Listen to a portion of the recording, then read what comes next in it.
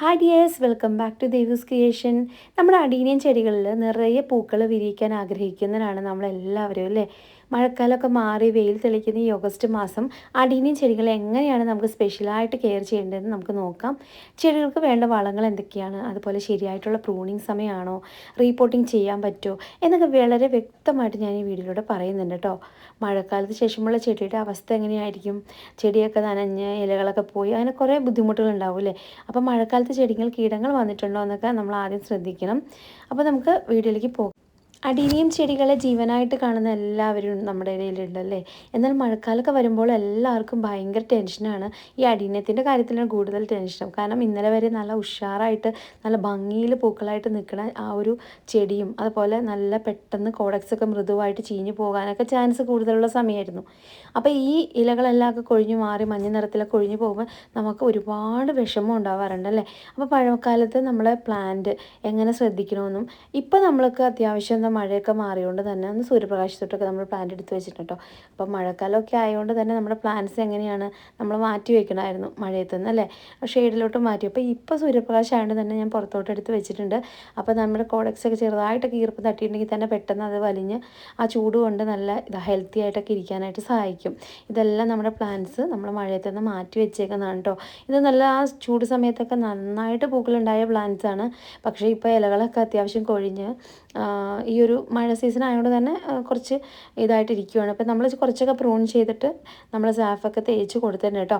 അപ്പോൾ നമുക്ക് വീഡിയോയിലേക്ക് പോവാം. വീഡിയോയിൽ പോകുന്ന മുന്നേ തന്നെ നമുക്ക് നമ്മുടെ വീഡിയോസൊക്കെ ഇഷ്ടപ്പെടുന്നവരാണെന്നുണ്ടെങ്കിൽ നമ്മുടെ ചാനൽ ഒന്ന് സബ്സ്ക്രൈബ് ചെയ്യുക കേട്ടോ. എന്നാലാണ് ഞാനിടുന്ന നോട്ടിഫിക്കേഷൻ നിങ്ങളുടെ ഫോണിലോട്ട് വരികയുള്ളൂ. അപ്പോൾ നമ്മുടെ ചാനലിൽ ഈ ഗാർഡനിങ് വീഡിയോസ് എന്ന് പറയുമ്പോൾ മാത്രമല്ല, അതുപോലെ നമുക്ക് സ്കിൻ കെയറും ഹെയർ കെയറും അങ്ങനെയുള്ള കാര്യങ്ങളും പിന്നെ അങ്ങനെ കുറേ വീഡിയോസൊക്കെ ഇടുന്നുണ്ട് കേട്ടോ. അപ്പോൾ നമ്മുടെ ചാനൽ സബ്സ്ക്രൈബ് ചെയ്തിട്ടാണെങ്കിൽ നമ്മുടെ വീഡിയോസിൻ്റെ നോട്ടിഫിക്കേഷൻ നിങ്ങൾക്ക് വരുന്നതാണ് കേട്ടോ.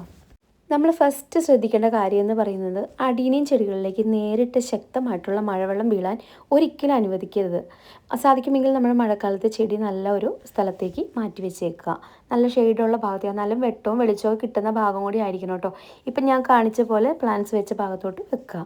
പിന്നെ അതുപോലെ തന്നെ അടിയത്തിന് വെള്ളം കെട്ടി നിൽക്കാൻ പാടില്ല. ഇതിനായിട്ട് നല്ല വെൽ ഡ്രെയിനേജ് ആയിട്ടുള്ള ഒരു പോട്ടി മിക്സ് വേണം ഉപയോഗിക്കാൻ. അതായത് ചരൽ കൂടിയ മണ്ണ്, പൂഴി, ചാണകപ്പൊടി, വേപ്പിൻ പിണ്ണാക്ക് എന്നിവയ്ക്കൊപ്പം കുറച്ച് ഉമിയും കൂടി ചേർത്തിട്ട് ആ ഒരു വെള്ളം വാർന്നു പോകാൻ സഹായിക്കുകയും ചെയ്യും അങ്ങനെ ഒരു മിക്സിലാണെങ്കിൽ. കൂടാതെ ഓരോ മാസവും ചട്ടിയുടെ അടിയിലെ ഡ്രെയിനേജ് ഹോള് അടഞ്ഞിട്ടുണ്ടോ എന്ന് ഉറപ്പ് വരുത്തുകയും വേണം. അപ്പോൾ ഈ ഒരു മഴ സീസണിലൊക്കെ നമുക്ക് നല്ല കോഡക്സുള്ള ചട്ടിയൊക്കെ ഇതിൻ്റെ മീതെ എന്തെങ്കിലും പൊക്കത്ത് കയറ്റി വയ്ക്കുന്നത് നല്ലതാണ് കേട്ടോ. കാരണം നമ്മൾ നേരെ ശരിക്കുള്ള തറയിലിരിക്കുമ്പോൾ തറയിൽ മുട്ടിയിരിക്കുന്ന സമയത്ത് ചിലപ്പോൾ ഹോൾ അടഞ്ഞിരിക്കാനുള്ള ചാൻസ്. അപ്പോൾ അടീനിയത്തിന് പെട്ടെന്ന് തന്നെ ഇങ്ങനെ വെള്ളക്കെട്ട് സംഭവിച്ചാൽ പെട്ടെന്ന് ചീഞ്ഞു പോകും, പ്രത്യേകിച്ച് മഴ സീസൺ ആയതുകൊണ്ട്. അപ്പോൾ ആ ഒരു കാര്യം കൂടി നിങ്ങൾ ശ്രദ്ധിക്കുക കേട്ടോ. മഴക്കാലത്തെ തണുപ്പവും ഈർപ്പവും ഒക്കെ ഉള്ളത് കൊണ്ട് ദിവസവും വെള്ളം ഒഴിക്കേണ്ട ആവശ്യമില്ല. അപ്പോൾ ഈ ഒരു സമയത്ത് പ്രൂൺ ചെയ്യാമോ എന്ന് പലരും ചോദിക്കാണ്ട്, അനുയോജ്യമായിട്ടുള്ള കാലാവസ്ഥയിൽ നല്ല വെയിലുള്ളപ്പോൾ മാത്രം പ്രൂൺ ചെയ്യും. അപ്പോൾ ഈ ഒരു സമയത്ത് 1-2 ദിവസമായിട്ട് നല്ല വെയിലുള്ളതുകൊണ്ട് അന്തരീക്ഷത്തിലുള്ള ഈർപ്പമുള്ളപ്പോൾ പ്രൂണിങ് ഒഴിവാക്കണം. മഴയൊക്കെ ഉണ്ടെങ്കിൽ ചെയ്യരുത്. അണുവിയുക്തമാക്കാനായിട്ട് പ്രൂണിങ്ങിന് ഉപയോഗിക്കുന്ന ഉപകരണങ്ങൾ എന്തെങ്കിലും, നമ്മളിപ്പോൾ കത്തി ബ്ലേഡൊക്കെ ആണെങ്കിൽ നന്ന ഹൈഡ്രജൻ പെറോക്സൈഡ് ഉപയോഗിച്ച് ക്ലീൻ ആക്കണം. അതുപോലെ ചെടിയുടെ ചില്ലകൾ ഏകദേശം 2 ഇഞ്ച് മുകളിൽ വെച്ചിട്ടാണ് കട്ട് ചെയ്യേണ്ടത്.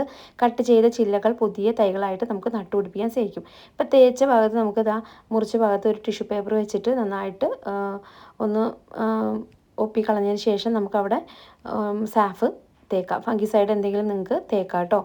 അല്ലെങ്കിൽ മെഴുകുതിരി ഇട്ടിച്ചു കൊടുത്താലും മതി. അപ്പോൾ അത് ഇതുപോലെ കൊടുക്കുക. അപ്പോൾ ഇതിൻ്റെ കട്ട് ചെയ്ത ആ ഒരു ഭാഗം ഉണ്ടല്ലോ, ഇത് നമുക്ക് വേറെ പൊട്ടിൽ നട്ടു കൊടുക്കാം. ഈ ഒരു ഭാഗത്ത് നമുക്ക് കുറച്ച് സാഫ് തേക്കാം കേട്ടോ. അപ്പോൾ ചട്ടിയുടെ അടിയിൽ കല്ലിടുന്നത് വളരെ വെള്ളം കെട്ടിക്കിടക്കാതിരിക്കാനായിട്ട് സഹായിക്കും കേട്ടോ. പിന്നെ നല്ല നീർവാഴ്ചയുള്ള പ്ലാസ്റ്റിക് ചട്ടി എടുക്കുന്നതാണ് ഏറ്റവും നല്ലത് നടാനായിട്ട്. അപ്പോൾ മറ്റ് ചട്ടികളെന്ന് പറഞ്ഞാൽ തണുപ്പ് കൂടുതലായിരിക്കും മണ്ണിൻ്റെ ചട്ടി. അപ്പോൾ ഇതുപോലെ പ്ലാസ്റ്റിക് ചട്ടിയിൽ നട്ടു കൊടുക്കുകയാണെങ്കിൽ ഏറ്റവും നല്ലതാണ്. ചട്ടിയുടെ മണ്ണ്, അതായത് മുകൾ ഭാഗം നന്നായിട്ട് ഉണങ്ങിയ ശേഷം മാത്രം കുറഞ്ഞ അളവിൽ ഒഴിച്ചു കൊടുക്കുക. ഇടയ്ക്ക് നമ്മുടെ ചെടിയുടെ ആ ഒരു ഭാഗം വളമൊക്കെ ഇട്ട് കൊടുത്തിട്ടുണ്ടെങ്കിൽ ഇടയ്ക്കൊന്ന് ഇളക്കി കൊടുക്കുക കേട്ടോ. വെള്ളം കൂടിയാൽ അടിവേരുകളും കോഡക്സൊക്കെ പെട്ടെന്ന് ചീഞ്ഞു പോകാൻ ചാൻസ് കൂടുതലാണ്. അതുപോലെ വായുസഞ്ചാരവും സൂര്യപ്രകാശവും മഴ മാറുമ്പോൾ കിട്ടുന്ന ഒരു ചെറിയ വെയിൽ പോലും ചെടിക്ക് ലഭിക്കുന്ന സ്ഥലത്തായിരിക്കണം വെക്കേണ്ടത്. അതുപോലെ ചെടിക്ക് ചുറ്റും നല്ല വായുസഞ്ചാരം ഉണ്ടായിരിക്കണം. അത് നമുക്ക് ഫംഗസ് രോഗങ്ങളൊക്കെ തടയാനായിട്ട് സഹായിക്കും. അപ്പോൾ നല്ല ഒരു വായുസഞ്ചാരമുള്ള ഭാഗത്ത് നമ്മുടെ പ്ലാന്റ്സൊക്കെ വെക്കുക. ഈ പ്രൂൺ ചെയ്ത സമയത്ത് കട്ട് ചെയ്ത ഭാഗത്ത് വെള്ളം ഇറങ്ങാതിരിക്കാനാണ് നമ്മളങ്ങനെ ഈ പറഞ്ഞ സാഫ് അപ്ലൈ ചെയ്ത് കൊടുക്കുന്നത്. അപ്പോൾ ആദ്യം തന്നെ ടിഷ്യൂ പേപ്പർ വെച്ച് നന്നായിട്ട് ഒപ്പിയിട്ട് വേണം ഇത് തേച്ച് കൊടുക്കാൻ കേട്ടോ. മെഴുകുതിരി ഒഴിച്ചു കൊടുക്കുന്നതൊക്കെ നല്ലതാണ്. അല്ലെങ്കിൽ സാഫ് നമ്മൾ ഫംഗിസൈഡല്ലേ അത് തേച്ച് കൊടുത്താലും മതി. അത് കിട്ടിയില്ലെങ്കിൽ നിങ്ങൾക്ക് മറ്റേ ഗ്ലൂവോ അല്ലെങ്കിൽ ഫെവിക്കോളൊക്കെ ഉണ്ടല്ലോ അത് തേച്ച് കൊടുക്കാം, അല്ലെങ്കിൽ സാഫ് തേച്ച് കൊടുക്കാം. പിന്നെ നമ്മൾ ശ്രദ്ധിക്കേണ്ടത് മഴ സീസണാണ്. ചട്ടിയുടെ കല്ലുകൾ ഇട്ട് കൊടുക്കാൽ നമുക്കറിയാമല്ലോ തടഞ്ഞിരിക്കാതെ വെള്ളം നന്നായിട്ട് ഇരുന്ന് പോകും. പിന്നെ ചട്ടിയുടെ കല്ലിടുന്നത് വെള്ളം കെട്ടിക്കെടുക്കാതിരിക്കാനാണ്. പിന്നെ മണ്ണ് മിശ്രിതം എന്ന് പറയുമ്പോൾ നമ്മൾ വേപ്പിൻ പിണ്ണാക്ക്, എല്ലുപൊടി മിക്സ്, കമ്പോസ്റ്റ്, ചാണകപ്പൊടി എന്നിവയൊക്കെ മിക്സ് ചെയ്ത് ഉപയോഗിക്കുക കേട്ടോ. പലരും ചോദിക്കാറുണ്ട് നമ്മൾ പോട്ടി മിക്സ് എങ്ങനെയാണെന്ന്. അപ്പോൾ അതാണ് ഏറ്റവും നല്ലത്. പിന്നെ വളപ്രയോഗം എന്ന് പറയുമ്പോൾ നമുക്ക് പൂക്കൾ ധാരാളമായിട്ട് ഉണ്ടാകാൻ അല്പം ചാരം മണ്ണിൽ ചേർക്കുന്നത് വളരെ നല്ലതാണ്. പിന്നെ ചെടിയുടെ വലുപ്പം അനുസരിച്ച് നമുക്ക് 5-6 മണി DAP വെള്ളം ചേർത്ത് കൊടുക്കും. ഇതിപ്പോൾ ഇതുപോലെ ഒരു വലിയ കോഡക്സുള്ള ചട്ടിയാണെങ്കിൽ നമുക്ക് DAP ഇട്ട് കൊടുക്കാം കേട്ടോ. കടക്കിൽ നിന്ന് മാറി വേണം ഇട്ട് കൊടുക്കാനായിട്ട്. ഇത് നന്നായിട്ട് പൂക്കൾ നല്ല ഭംഗിയായിട്ട് നിറഞ്ഞ് പൂക്കാനായിട്ട് ഹെൽപ്പ് ചെയ്യും. പിന്നെ നനയ്ക്കുമ്പോൾ ശ്രദ്ധിക്കേണ്ടതെന്ന് വെച്ചാൽ വെള്ളം ചേർത്ത ശേഷം നന്നായിട്ട് വെള്ളം ഒഴിച്ചു കൊടുക്കണം. നനയ്ക്കുമ്പോൾ വെള്ളം ചെടിയുടെ കടയ്ക്കൽ മാത്രം വീഴാൻ ശ്രദ്ധിക്കുക. പ്രൂൺ ചെയ്ത ഭാഗങ്ങളിലേക്കോ ഇലകളിലേക്കോ വീഴാതിരിക്കാനായിട്ട് പ്രത്യേകം ശ്രദ്ധിക്കണം. പ്രൂൺ ചെയ്ത ചെടി 2 ദിവസം തണലത്ത് വെച്ചതിന് ശേഷം മാത്രം വെയിലത്ത് വയ്ക്കുക കേട്ടോ. ഈ രീതിയിൽ ഓഗസ്റ്റ് മാസത്തിൽ നിങ്ങൾ കൃത്യമായിട്ട് ശ്രദ്ധിച്ചാൽ നിങ്ങൾക്ക് മാർച്ച് മുതൽ ഏപ്രിൽ മാസം വരെ അടിയിനത്തിൽ നിറയെ പൂക്കൾ കാണാനായിട്ട് സഹായിക്കും. ഇപ്പോൾ മഴയൊക്കെ മാറിക്കൊണ്ടിരിക്കുന്നതുകൊണ്ട് തന്നെ മഴക്കാലത്ത് ചെടിയിൽ കീടങ്ങൾ വന്നിട്ടുണ്ടോ എന്ന് ശ്രദ്ധിക്കണം കേട്ടോ. ഇലകളിൽ ചെറിയ പുഴുക്കളോ മറ്റും ഉണ്ടെങ്കിൽ ആ കൈകൊണ്ട് പറിച്ചെടുത്ത് കളയണം. പിന്നെ കോഡക്സിൻ്റെ ഭാഗം വലുതാവാനും ഇലകൾ പച്ചപ്പായി ഇരിക്കാനും ഈ മാസത്തെ ശ്രദ്ധ വളരെ പ്രാധാന്യമാണ്.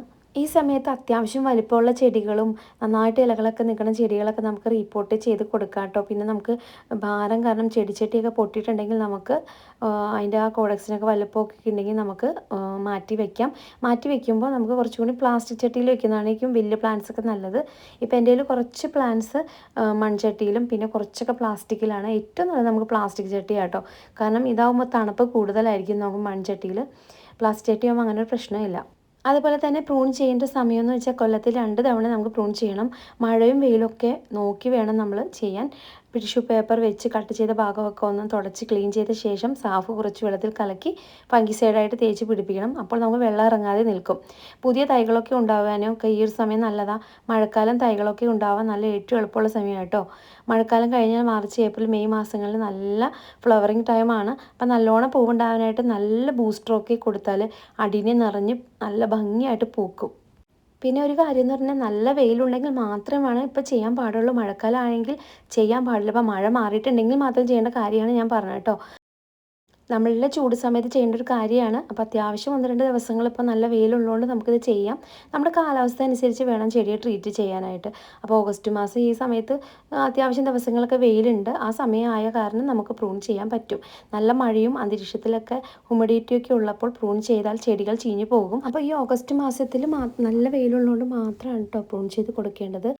മഴക്കാലം ആയതുകൊണ്ട് തന്നെ നമ്മൾ ഫംഗസ് അറ്റാക്ക് വളരെ കൂടുതലായിരിക്കും ഈ സമയത്ത്. അപ്പോൾ ചെടിയുടെ ആരോഗ്യത്തിന് നമ്മൾ മാസത്തിൽ 1-2 തവണ സാഫൊക്കെ അല്ലെങ്കിൽ മാജിക് പോലത്തെ എന്തെങ്കിലും നമുക്ക് ഫംഗിസൈഡ് മിക്സ് ചെയ്ത് ചെടിയിൽ സ്പ്രേ ചെയ്ത് കൊടുക്കാം.